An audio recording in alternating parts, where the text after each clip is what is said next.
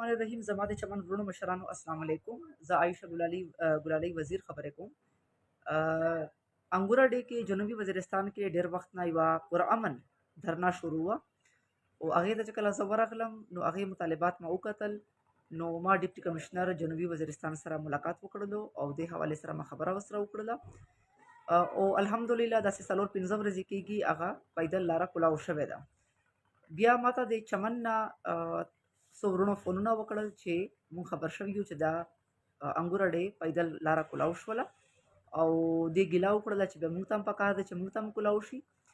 نو زه تاسو له به زه دا وایم چې که تاسو پرامن دھرنا وي او تاسو یو پرامن طریقې سره ناست وئ نو دا ستاسو هم حق دی او زه ډیپټي کمشنر سره به زه خبره وکړم په دې حالات باندې ستاسو په حالات باندې او زه به هغې له ریکویسټ وکړم چې تاسو له هم دغه پیدل لاره کلاو کړي او کوشش دا کوئ چې بلوچستان کې چې کوم دهشتګردي حالات دي موجوده د امن و امان صورتحال دی هغې کې تاسو مکمل د حکومت سره کوشش وکئ تعاون وکئ چې داسې څه واقعات دلته دهشتګردي ول ونه شي.